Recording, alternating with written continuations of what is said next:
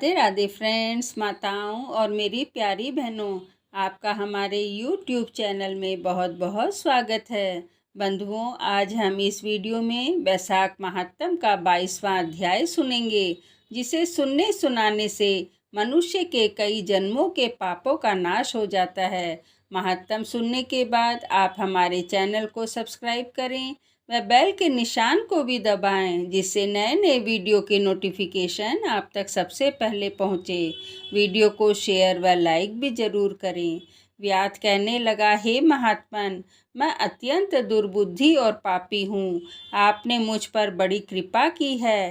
हे दया के सागर, अब मुझ पर ऐसी कृपा करो जिससे अब मेरी बुद्धि दूषित होकर खोटे कर्मों में ना लगे। अतः आप मुझे उपदेश दीजिए।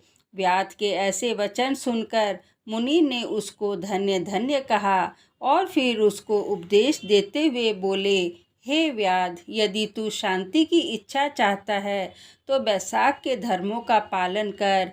हे व्याध, यहाँ पर धूप अत्यंत तेज है, ना ही छाया है और ना ही पानी। इस कारण चलो कहीं जल पीकर और छाया में बैठकर स्वस्थ चित्त से तुम्हारे सामने पापनाशक वैशाख महात्म का वर्णन करूँगा। व्याध हाथ जोड़कर कहने लगा कि यहाँ से थोड़ी दूर पर निर्मल सरोवर है, जहाँ फलों से लदे हुए अनेक कैथ के वृक्ष हैं। वहाँ निश्चय ही चित्त प्रसन्न होगा। व्याध की यह बात सुनकर शंख मुनि उसके साथ चल दिए और थोड़ी दूर जाकर उन्होंने देखा कि एक निर्मल सरोवर है। मुनि ने उस सरोवर में स्नान किया, फिर देव पूजन कर व्याध के लाए हुए श्रमनाशक मीठे कैथ के फल खाए। तत्पश्चात व्याध कहने लगा, हे महात्मन, यदि आप मुझ पर कृपा करो तो यह बतलाइए कि कौन से कर्म करने से मुझे व्याध जैसी बुरी योनि मिली है, और फिर आपका सत्संग कैसे हुआ। मुनि हंसकर कहने लगे कि तुम शाकल नगर में वेद पाठी ब्राह्मण थे।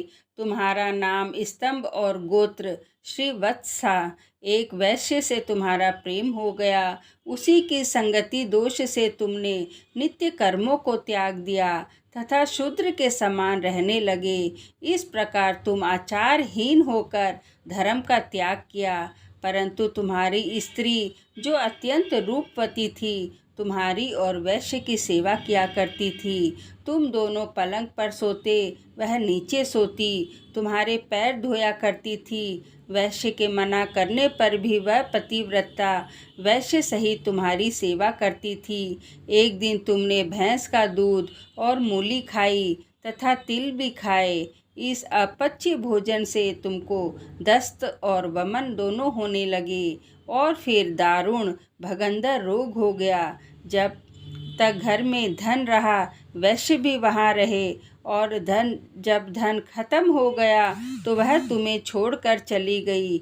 इस प्रकार तुमको उससे बड़ी घृणा हुई और तुमने अपनी पतिव्रता स्त्री से कहा, मैं अत्यंत निष्ठुर और वैश्यगामी हूँ। हे सुंदरी, मुझ पापी ने तेरा कुछ उपकार नहीं किया। जो अपनी नम्र मर्यादा का मान नहीं करते, वे 15 जन्म तक नपुंसक होते हैं। मैं रात दिन महात्माओं और तेरी अवज्ञा करने से ही निश्चय पाप योनि में पड़ूंगा।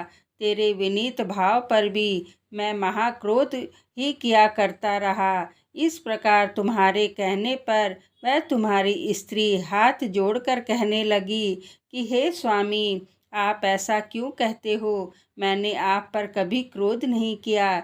यदि मुझको कुछ दुख प्राप्त हुआ है तो वह मेरे कर्मों का फल है। तुम मेरे प्रति दीनता और लज्जा मत करो। जो स्त्री अपने पति के क्रोध को सहन करे वही साध्वी है। ऐसा कहकर वह अपने पिता व भाई के घर से कुछ धन लाकर तुम्हारी सेवा करती रही। दिन रात मल मूत्र धोकर तुमको शुद्ध रखती तथा तुम्हारे शरीर में पड़े कीड़े निकालती।